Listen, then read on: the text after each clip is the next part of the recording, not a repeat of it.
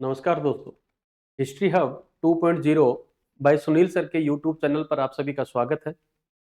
एक बार पुनः हम मुगल काल के प्रश्नोत्तरी की श्रृंखला में एक और वीडियो में लेकर आया हूं आपके लिए, जो एग्जाम की दृष्टि से महत्वपूर्ण होने वाला है। इसीलिए इस क्लास के साथ बने रहें और ज्यादा से ज्यादा वीडियो को शेयर करें और मेरे चैनल को सब्सक्राइब करें। तो आज की इस प्रश्नोत्तरी का पहला प्रश्न है कि ताजमहल पर कुरान की आयतें लिखने वाला सुलेखक था अब्द अल हक अमानत खान सिराजी, उस्ताद अहमद लाहौरी, मीर अब्दुल करीम या उस्ताद अहमद अब्दुल्ला सिराजी। बताइए सही आंसर क्या रहेगा। मैं फिर कह रहा हूं, कमेंट करके बताते रहें साथ के साथ, और क्लास को शेयर करना ना भूले भी, बिल्कुल भी। और हाँ, सब्सक्राइब करना भी ना भूले। चलिए, जो इस क्वेश्चन का सही आंसर है वो है अब्दुल हल अब्दुल अल हक अमानत खान सिराजी।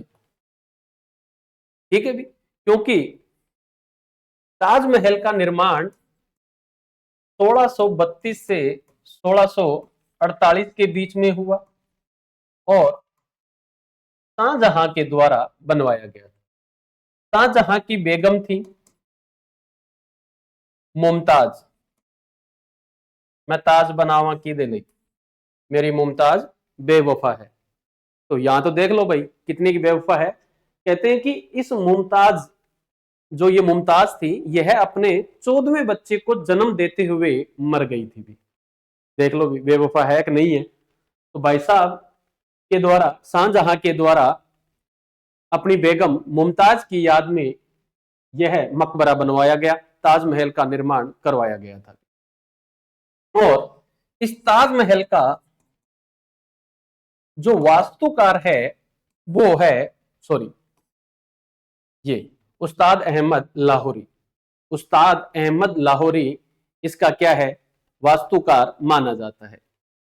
और इसी जो ताजमहल है, इसका जो गुंबद है वो एक तुर्की सुल्तान या तुर्की खान था, जो खान अफरीदी, उसके द्वारा बनाया गया था। हम कह सकते हैं कि ताजमहल का गुंबद खान अफरीदी, खान अफरीदी क्रिकेट खिलाड़ी है ना अफरीदी, उसके नाम से याद कर लेना भी। गुंबद का निर्माण किया था खान अफरीदी ने। किसने किया था? खान अफरीदी के द्वारा किया गया था। अभी ये तुर्की मुसलमान था जिसके द्वारा ताजमहल के गुंबद का निर्माण किया गया था। तो आयतें लिखने वाला जो है वो तो कौन है? अब्द अल हक अमानत खान सिराजी। अब देखो भी नाम तो ऐसे ही होंगे, याद तो करने ही पड़ेंगे। लेकिन इसका निर्माण 1632 से 1648 के बीच में हुआ। शाहजहां के द्वारा इस इमारत का निर्माण करवाया गया अपनी बेगम मुमताज की याद में, जो 14वें बच्चे को जन्म देते हुए परलोक सिधार गई थी भी। ये प्रेम था भी 14वें बच्चे का, जिसकी याद में ताजमहल बनाया गया था। तो याद रहे पहला। चलिए भी नेक्स्ट, आगे का क्वेश्चन। दूसरा क्वेश्चन, निम्नलिखित में से कौन सा चित्रकार अकबर के दरबार से संबंध नहीं था? बिशनदास, बसावन, सैयद अली, मुकुंद। हाँ जी, तो इस क्वेश्चन का जो सही आंसर है वो है बिशनदास। क्या है? बिशनदास जो है ना, ये अकबर के चित्रकार जो है वो नहीं था भी। ये जहांगीर के कालीन है भी। ये किसके समकालीन है? जहांगीर। मैं फिर कह रहा हूं, इन चित्रकारों की श्रेणियों में आपसे क्वेश्चन पूछा ही जाएगा कहीं ना कहीं, चाहे वो किसी के समकालीन देकर वैसे पूछ ले, चाहे वो किसी चित्र को देकर पूछ ले, चाहे उनकी उपाधि को देकर पूछ ले। कहने का अर्थ है कि मुगल स्थापत्य कला, मुगल प्रशासनिक व्यवस्था और मुगल संगीत और ये जो चित्रकला है, इनका अपना एक अलग ही महत्व रहता है भी एग्जाम की दृष्टि से। इसलिए याद रहे कि बसावन, मुकुंद और सैयद अली, ये तीनों के तीनों अकबर के दरबार के हैं। लेकिन जो ये बिशनदास है ना, ये जहांगीर के दरबार का है भी। ठीक है भी। तो ये छाया चित्र बनाया करता था। कैसे चित्र बनाता था? छवि चित्र कह दो या छाया चित्र कह दो, एक ही बात है। और जहांगीर के कहने पर बिशनदास, फारस का शासक था ना शाह अब्बास, उसका चित्र बनाने के लिए भी फारस गया था। ठीक है, उसका भी चित्र बनाकर आया था। कौन? बिशनदास। तो याद रहेगा सही आंसर क्या है? बिशनदास। चलिए नेक्स्ट, अगला क्वेश्चन, तीसरा क्वेश्चन। हाँ जी, एक बार पुनः रिपीट, आपसे निवेदन कि क्लास को शेयर करें और सब्सक्राइब करना न भूलें भी। मुगल कालीन संस्कृत ग्रंथ जानकी प्रिण्य, कौन सा? जानकी प्रिण्य का लेखक था धनंजय वर्मा, जगन्नाथ कवि, चक्र कवि या नाभादास? हाँ जी, सही आंसर क्या रहेगा? सही आंसर रहेगा चक्र कवि। सही आंसर क्या है? चक्र कवि है इसका भी। ठीक है, तो जानकी प्रिण्य का जो रचनाकार है कौन है? चक्र कवि है। कौन है? चक्र कवि। नेक्स्ट, चौथा क्वेश्चन। हाँ जी, मुगल काल में मन-ए अकबरी क्या था? मन-ए अकबरी उत्तरी भारत के शास्त्रीय संगीत पर एक पुस्तक, वजन को मापने की इकाई, एक फारसी मसरवी कविता जो फेजी ने लिखी थी, दशवंत के लघु चित्रों से सज्जित एक पुस्तक? हाँ जी, बताइए। इसका सही आंसर जो है वो है वजन को मापने की इकाई। मन-ए अकबरी, मन-ए जहांगीरी और मन-ए शाहजहां या शाहजहां, अगर ये शब्द मिल जाए आपको एग्जाम में तो समझ लेना ये उस समय की वजन को मापने की क्या थी? एक इकाई थी। वजन को मापने की क्या थी? एक ये इकाई थी। याद रहेगा? हाँ जी, तो वजन मापने की इकाई को ही क्या कहा गया है? मन-ए अकबरी कहा गया है। गज-ए बाबरी, हाँ जी, पांचवा। देखिए, फिफ्थ क्वेश्चन, मध्यकालीन भारत में पाई कास्ट किन्हें कहा जाता था? उत्तरी भारत में कृषि भूमि के मालिकों को, उत्तरी भारत में भूमिहीन किसानों को, उत्तरी भारत में सामंतों को या दक्षिणी भारत के भूमिहीन किसानों को? बताइए भी। बहुत अच्छा क्वेश्चन है भी, परीक्षा की दृष्टि से बहुत अच्छा क्वेश्चन है, नो डाउट। पाई कास्ट किसे कहा जाता है पूछा हुआ है, तो सही आंसर है उत्तरी भारत में भूमिहीन किसानों को। उत्तरी भारत में भूमिहीन किसानों को क्या कहा जाता था? पाई कास्ट कहा जाता था, क्योंकि तीन प्रकार के थे, खुद कास्ट, पाही कास्ट और मुजरियान। खुद कास्ट, तीन प्रकार के थे किसान, पाई या पाही कास्ट और मुजरियान। ये तीन तरह के किसान थे। ये किसानों का क्या है? वर्गीकरण है। तीन प्रकार के थे ये। खुद कास्ट तो वो जिनके पास खुद की भूमि है, ठीक है भी, और पाई कास्ट वो जिनके पास खुद की भूमि नहीं है लेकिन वो किसी अन्य क्षेत्र पे जाके और अनुबंधित के आधार पर भूमि को क्या करते थे? जोता करते थे। और मुजरियान वो है जिनके पास खुद की भूमि कम थी लेकिन किसी दूसरे की भूमि को ठेका पद्धति, हम कहें तो हिस्से पे लेके और जोतने का काम जो किया करते थे वो मुजरियान के नाम से जाने जाते थे। तो याद रहेगा, तीन प्रकार के किसान हैं, खुद कास्ट, पाही कास्ट और मुजरियान। तो इसमें सही आंसर क्या रहेगा? उत्तरी भारत में भूमिहीन किसानों को क्या कहा जाता है? पाई कास्ट कहा जाता है, क्योंकि ये किसान अब कृषि करने के लिए एक स्थान से दूसरे स्थान पर जाते थे और अनुबंध के आधार पर वहां क्या है? कृषि करते थे। तो सही आंसर 2 नंबर। चलिए 6 नंबर क्वेश्चन, 6 नंबर। तो मुगल प्रशासन में मीर बहरी किसे कहते थे? राजस्व विभाग के प्रमुख को, शाही जहाजों के प्रभारी को, शाही परिवार के प्रमुख को या शाही परिवार के समारोह के प्रभारी को? हाँ जी, सही आंसर क्या रहेगा? ये भी अच्छा क्वेश्चन। सीधा सीधा ही हम कहें तो किसी विभाग के प्रमुख की बात हुई है इसमें भी। तो मीर बहरी जो है ना वो शाही जहाजों के प्रभारी थे भी, या हम ये कह सकते हैं जल सेना, क्योंकि जहाज कहां चलेंगे? जल में। तो जल सेना का सीधा सा नाम देकर पूछ ले तो मीर बहरी है भी। अध्यक्ष कौन है? मीर बहरी है, मुगल प्रशासन के अनुसार जो है भी वो। तो याद रहेगा, शाही जहाजों के प्रभारी को क्या कहा जाता है? मीर बहरी। क्या कहा जाता है? मीर बहरी। हाँ जी, नेक्स्ट। चलिए 7 नंबर क्वेश्चन, निम्नलिखित में से कौन सा युग्मक सुमेलित नहीं है? अकबर के द्वारा उठाए गए कदम और क्रियान्वयन का वर्ष भी अकबर ने कौन कौन सा काम कौन कौन से वर्ष में किया है, हमें यह बताना है। तीर्थ यात्रा कर का उन्मूलन 1562, जजिया का उन्मूलन 1564, महजर की घोषणा 1580 और दीन इलाही की स्थापना 1582।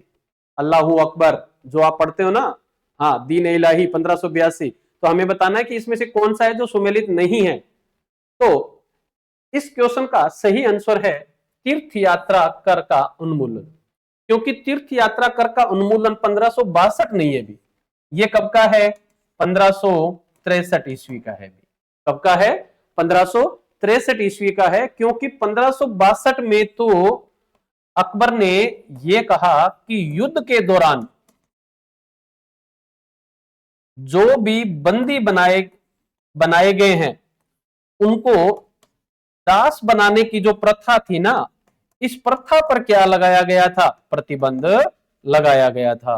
क्या लगाया गया था, प्रतिबंध लगाया गया था। कब, 1562 में, किसके द्वारा, अकबर के द्वारा। और तीर्थ यात्रा कर का उन्मूलन कब किया गया, 1563। तो पहला जो है वो क्या है, सुमेलित नहीं है, बाकी सारे के सारे उन्मूलित है भी। जजिया 1564, ये तो मुगल काल का सीधा सीधा पूछ ले, अगर बदायूनी का नाम देकर पूछ ले तो यहां 1579 हो जाएगा भी। क्या हो जाएगा, 1579। महजर की उद्घोषणा 1580 और दीन इलाही की स्थापना 1582। ठीक है भी, हाँ जी। तो पहला आंसर है भी इसका। चलिए 8 नंबर क्वेश्चन, हाँ जी। अल तमका जागीर देने का चलन आरंभ किया जहांगीर ने, अकबर ने, शाहजहां ने, औरंगजेब ने। अल तमका जो है ना, ये एक तरह से हम कहें तो धार्मिक लोगों को दी जाती थी भी। धार्मिक लोगों को जो जागीर है, उस जागीर का पूछा है कि जागीर देने का जो चलन है वो किसने किया। तो इस क्वेश्चन का सही आंसर है जहांगीर। जहांगीर ने किया था, क्योंकि ये धार्मिक लोगों को जागीरें दी जाती थी और बाद में ये धीरे धीरे वंशानुगत हो जाया करती थी। आगे बेटे को, फिर उसके बेटे को, फिर उसके बेटे को वो मिला करती थी। तो अल तमका जो जागीर देने का चलन है वो किसने किया था, जहांगीर ने किया था। किसने किया था, जहांगीर ने। याद रहेगा, हाँ जी। नेक्स्ट, अगला क्वेश्चन 9 नंबर। 9 नंबर question, the great firm theory of the decline of the Mughal empire का लेखक है भी। पुस्तक है, पूछी गई है, इसका राइटर कौन है, कैरन लियोनार्ड, के ए निजामी, पी ई रॉबर्ट्स या एस ए रिजवी। हाँ जी, सही आंसर, सही आंसर है सर कैरन लियोनार्ड। कौन है, कैरन लियोनार्ड की पुस्तक है the great firm theory of the decline of the Mughal empire. तो याद रहेगा कैरन लियोनार्ड। चलिए 10 नंबर क्वेश्चन, हाँ जी। नूरजहां मूलतः निवासी थी इराक, ईरान, सीरिया, तुर्किस्तान। बताइए भी, ये ईरान की निवासी थी। कहां की थी, ईरान की निवासी थी। और नूरजहां जहांगीर की बेगम थी भी। किसकी थी, जहांगीर। एक नंबर का पियक्कड़ बेवड़ा था, एक नंबर का जहांगीर जो था भी वो, ठीक है ना। तो उसी की पत्नी नूरजहां, नूरजहां के पिता मिर्जा ग्यास बेग, जिनका हमने पहले वीडियो में देखा कि एतमाउद्दौला का जो मकबरा है नूरजहां ने अपने पिता की याद में बनवाया था भी। और सबसे पहला संगमरमर की इमारत उसी को ही मानी जाती है, मुगल काल के दौरान भी हमने देखा। और नूरजहां की मां असमत बेगम, जिसके द्वारा इत्र का निर्माण किया गया था।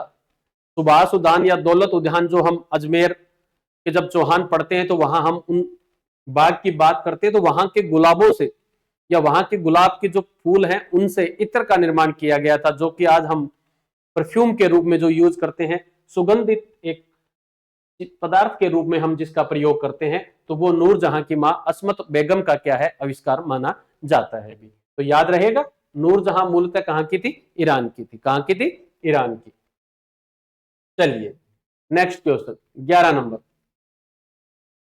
चल, दीवान ए वजीरात एक कुल नाम के नए पद का गठन किया था शाहजहां ने, औरंगजेब ने, अकबर ने, जहांगीर ने। दीवान ए वजीरात एक कुल ये जो पद है वो क्रिएट किसने किया था? तो ये काम किया था अकबर ने, क्योंकि अकबर वकील या वजीर के पद की शक्तिहीन करना चाहता था, वजीर के पद को कमजोर करना चाहता था। इसीलिए दीवान ए वजीरात एक कुल नाम के एक नए विभाग का क्या होता है, यहां गठन होता है।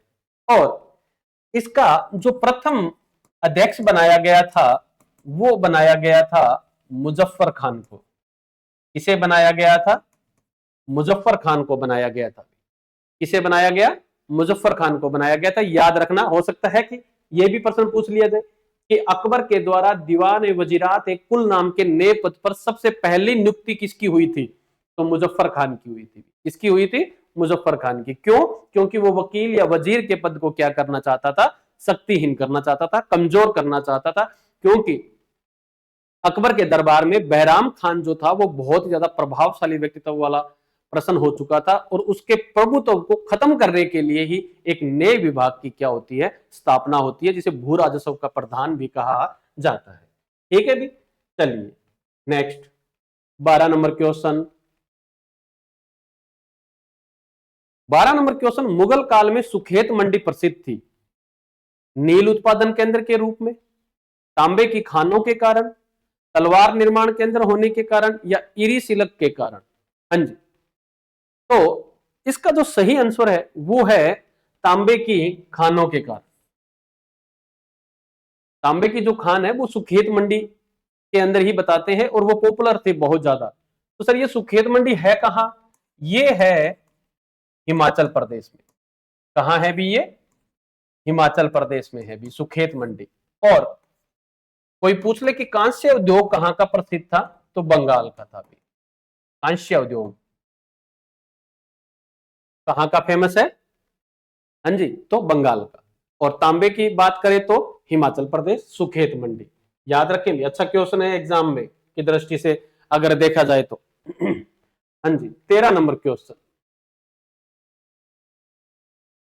हुमायूं व खान ए खाना के मकबरे की वास्तुकला से प्रेरित होने वाला ताजमहल का वास्तुकार था? बताइए भी। मोहम्मद हनीफ, उस्ताद ईसा, अमानत खान, या उस्ताद अहमद? बताइए भी। ताजमहल का वास्तुकार, सिंपल सी कहानी। ठीक है, ये प्रश्न घुमाकर पूछा है, बात वही है। कान चाहे इधर से पकड़ो चाहे इधर से पकड़ो, नाक तो बीच में ही है ना। तो कहने का अर्थ है कि प्रश्न चाहे किसी भी लैंग्वेज में पूछा जाए, आंसर तो सिर्फ एक ही रहेगा ना उसका। तो सही आंसर क्या रहेगा इसका? इसका सही आंसर रहेगा उस्ताद अहमद। ताजमहल का वास्तुकार कौन था? उस्ताद अहमद। हुमायूं व खान ए खाना के मकबरे की वास्तुकला से प्रेरित, मतलब हमारा या हम कहें कि शाहजहां के द्वारा जो ताजमहल बनवाया गया था वो किससे प्रेरित है? तो हुमायूं के मकबरे से भी है, और खाने खाना, इन दोनों की इमारत से वो क्या है? प्रेरित है। तो इसका वास्तुकार पूछा है हमारे से, तो उस्ताद अहमद। कौन है? उस्ताद अहमद। चलिए नेक्स्ट। हाँ जी, 14 नंबर क्वेश्चन, निम्नलिखित में से कौन सा शासक 2 बार गद्दी पर बैठा? 2 बार, जिसको भारत की गद्दी दो पुनः प्राप्त हुई। एक बार उसने खो दी, लेकिन उन्हें पुनः प्राप्त की गई फिर बाद में। जहांगीर, हुमायूं, अकबर, या शाहजहां? तो इसका सही आंसर है हुमायूं। कौन है? हुमायूं। हुमायूं शब्द का अर्थ तो है भाग्यशाली, लेकिन ये अनलकी था भी। कहने का अर्थ है कि 30 दिसंबर 1530 को बाबर की मृत्यु हो गई। बाबर पानीपत के युद्ध में इब्राहिम लोदी को पराजित करके भारत की गद्दी को प्राप्त करता है, और 1526 से लेकर 1530 4 साल ही भारत की शासन की गद्दी पर बैठता है। उसके बाद में वह गद्दी दे देता है हुमायूं को अपने। ठीक, लेकिन हुमायूं इस गद्दी को ज्यादा समय नहीं रख पाया था। कैसे? क्योंकि जब बाबर भारत में आया था तो भारत के सल्तनत में अफगान शक्ति थी भी। सल्तनत की गद्दी पर कौन सी शक्ति थी? अफगान शक्ति थी। और इसी अफगान शक्ति को पराजित कर हमने देखा कि दिल्ली की गद्दी को क्या है? प्राप्त किया गया। लेकिन ये अफगान पूर्णतः खत्म तो नहीं हुए थे, क्योंकि बिहार में भी अफगान थे, बंगाल में भी अफगान थे, इधर हम गुजरात की ओर देखें तो भी सारे कौन थे, अफगान ही थे। तो अफगानों का चारों ओर जाल बिछा हुआ था। उसी जाल के बीच में अगला शासक कौन बनता है, हुमायूं। हुमायूं यहाँ का शासक बनता है। उसी समय बंगाल या बिहार की साइड हमारा एक शासक था जिसे हम इतिहास में शेर शाह के नाम से पढ़ते हैं। इसी शेर शाह के द्वारा इस हुमायूं के साथ एक निर्णायक युद्ध होता है कन्नौज 1540 के आसपास। और इस युद्ध में निर्णायक रूप से हुमायूं को दिल्ली की गद्दी को क्या करना पड़ा था, छोड़ना पड़ा। अब सुनो कहानी कि हुमायूं को जब दिल्ली की गद्दी छोड़नी पड़ी तो ये दिल्ली से निकलकर किधर आया सर, राजस्थान की ओर आया। और राजस्थान में भी ये कहां पहुंच गया था, ये मारवाड़ पहुंच गया था। और मारवाड़ में भी सर कहां पहुंच गया था, तो ये पहुंच गया था जोगी तीर्थ। जोगी तीर्थ नाम की एक जगह थी, वहां आकर इसने अपना डेरा डाल लिया, क्योंकि दिल्ली की गद्दी अब किसके हाथ में है, शेर शाह के हाथ में थी। तो अब ये भाई साहब घर से बेघर हो गया, कौन, हुमायूं। अब इस गद्दी को पुनः प्राप्त करने के लिए ये करीब करीब 15 साल निर्वासित जीवन जीता है यहां से निकलकर। तो इसी दौरान जब ये मारवाड़ पहुंचा जोगी तीर्थ, तो जोगी तीर्थ पहुंचने के बाद में इसने अपने 3 सेनापति भेजे थे। 3 सेनापति भेजे, अतका खां,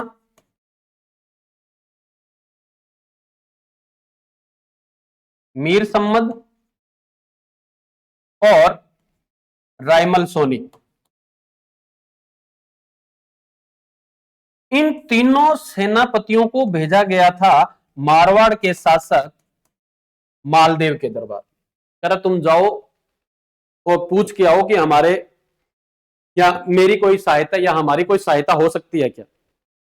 तो कहते हैं कि ये तीनों के तीनों मालदेव के दरबार में आए और आने के बाद में कहा कि हम तो जी हुमायूं के सेनापति हैं आपसे। उसने कहा कि बड़े बहुत अच्छी बात है, आप आए, बैठो, चाय पानी पियो।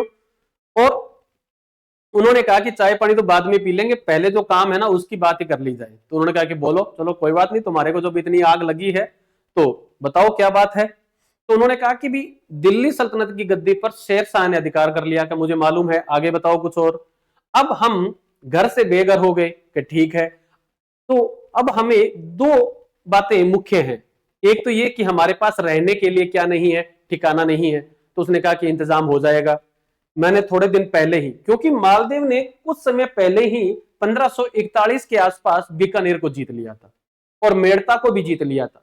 बीकानेर का कल्याण सिंह है और मेड़ता का विरमदेव, ये दोनों ही मालदेव से क्या थे, नाराज थे उस समय में। ये दोनों के दोनों किसकी शरण में है, शेर शाह की शरण में होंगे भी।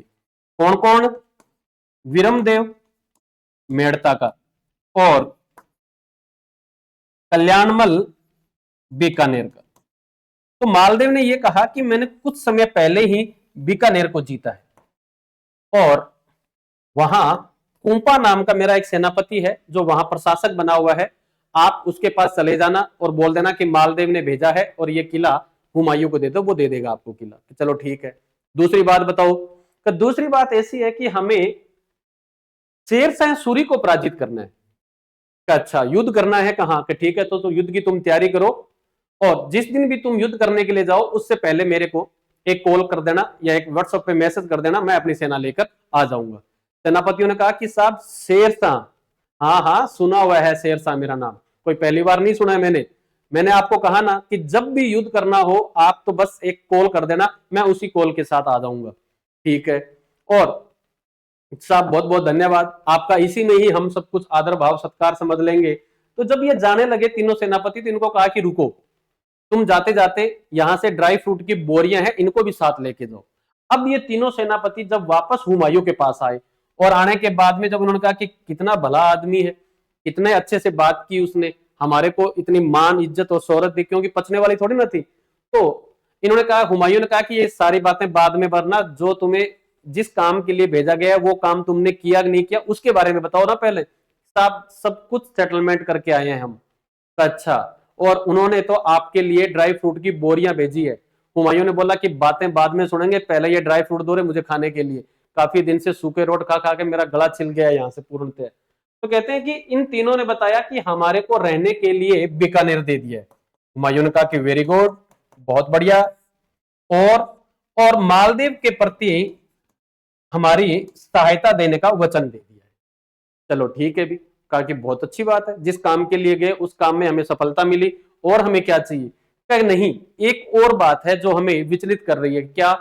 कि हमारे समय में ही वहां शेर शाह के सेनापति भी आए हुए थे। तो हुमायूं ने कहा कि उनको मालदेव ने क्या बोला कि ये हमें नहीं पता, क्योंकि हमारे साथ एक अलग कमरे में बैठकर बात की गई थी और उनके साथ किले की चोटी पर जाकर बात की गई थी, तो हम उस बात का पता नहीं लगा सकते। अच्छा ठीक है। तो हुमायूं जो था ना, वो मुगलों में सबसे ज्यादा पढ़ने वाला बंदा था, मतलब एनी टाइम किताबें पढ़ता ही रहता था, और ज्योतिष विद्या में भी काफी इसका विश्वास था। तो इसका एक पुस्तकालय था, और उन्हीं पुस्तकालय की सीढ़ियों से गिरकर इसकी क्या हो गई थी? मृत्यु भी हो गई थी। तो पुस्तकालय का जो लाइब्रेरियन था, ठीक है ना, मुल्ला सरक सरक नाम से ऐसा कुछ नाम था उसका, तो वह उसके पास गया, बोला कि मुल्ला जी एक समस्या है। उन्होंने कहा कि बताओ भी, क्योंकि हम जिसके पास रात दिन बैठते हैं समस्या का निदान भी हम उसी से प्राप्त करने की कोशिश करते हैं। कि हमारे सेनापति मालदेव के पास गए, मालदेव जी ने रहने के लिए अपनी एक बीकानेर का किला भी दे दिया, सहायता देने का भी वचन दे दिया, लेकिन उसी समय वहां शेर शाह के सेनापति भी गए हुए थे, तो उनको क्या कहा ये हम नहीं पता लगा पाए। तो जो पुस्तकालय, जो लाइब्रेरियन, जो मुल्ला साहब जो थे, उन्होंने कहा कि साहब चिंता करने की कोई जरूरत नहीं है। तो उन्होंने इतना ही बोला होगा कि मैंने हुमायूं को फंसाने के लिए बीकानेर का किला दे दिया है, अब तो तू तेरी सेना ले और जल्दी से आकर बीकानेर में आओ और हुमायूं को गिरफ्तार करके ले जा और तू तेरा काम निपटा ले। तो क्या करना चाहिए? कि हमको यहां से क्या हो जाना चाहिए? तितर हो जाना चाहिए। मतलब कहने का अर्थ है कि अब हमें मारवाड़ को भी क्या है छोड़कर आगे की ओर निकल जाना चाहिए। तो फिर कहते हैं कि हुमायूं मारवाड़ को छोड़कर अमरकोट पहुंच जाता है, अमरकोट से फिर बाद में ये फारस की ओर चला जाता है।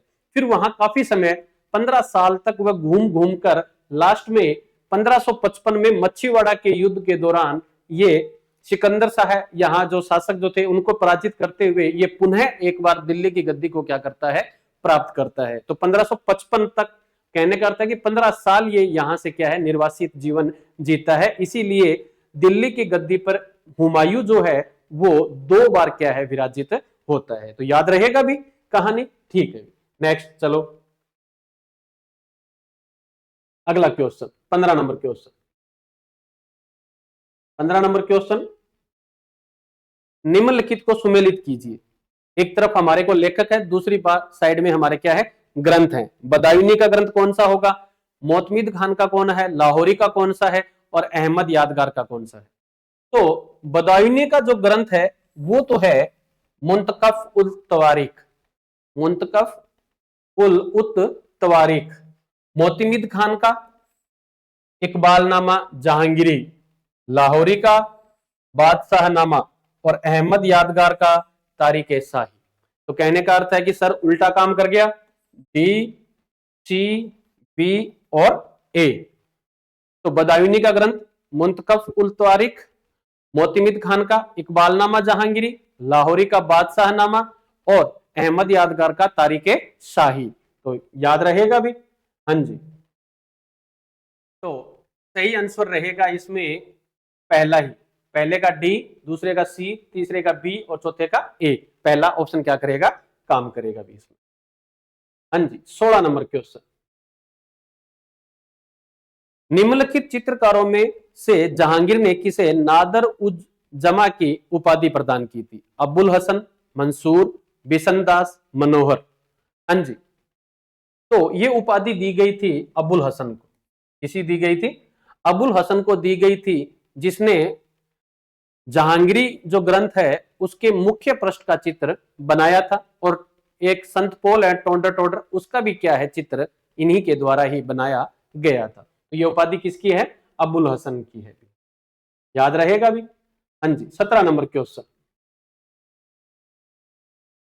मुगल काल में भारत से निर्यात का अधिकतम भाग किस वस्तु का था? हाँ जी बताइए, किस वस्तु का था? तो सूती वस्त्र, शक्कर, सोना और तांबा। बताइए भी सही आंसर क्या रहेगा इसका? कमेंट करके बताते रहें और क्लास को साथ के साथ शेयर करते रहें और सब्सक्राइब भी करना न भूलें। सही आंसर है सूती वस्त्र का, क्योंकि भारत सूती वस्त्र का सबसे बड़ा क्या था, केंद्र था भी यहाँ पर, और सबसे अच्छी और उच्च क्वालिटी के सूत्र वस्त्र अगर थे तो वो हमारे भारत के ही थे। और ध्यान रहे सूती वस्त्र जो है ना वो कैलिको कहा जाता है, इसके उद्योग को कैलिको, और रेशमी वस्त्र का जो उद्योग है ना उसको कहा जाता है पटोला। क्या कहा जाता है? पटोला। जो आप समझ रहे हो वो नहीं, पटोला। हाँ जी। 18 नंबर क्वेश्चन, कथन है, उन कथनों की व्याख्या देखनी है और हमें बताना है कि कौन सा सही है कौन सा गलत है। अकबर ने दहशाला पद्धति को 1580 में लागू किया, बिल्कुल ठीक है। 1580 के बाद उसके संपूर्ण साम्राज्य में दहशाला व्यवस्था ही लागू थी। ये बात थोड़ी सी क्या है, हजम होने वाली नहीं है। कहने का अर्थ है ए सही है लेकिन बी क्या है, गलत है। तो इसमें 4 नंबर ऑप्शन क्या करेगा, काम करेगा। बी ए सही है किंतु आर गलत है, क्योंकि टोडरमल की दहशाला जिसे बाद में हम नगदी दहशाला के रूप में भी पढ़ते हैं, तो वो बात है। तो ये जो दूसरा जो सेंटेंस है, जो कारण है ना, वो क्या है, थोड़ा सही नहीं है, वो क्या है, गलत है इसके अंदर। तो ए सही है किंतु आर क्या है, गलत है भी। हाँ जी। Next 19 number question,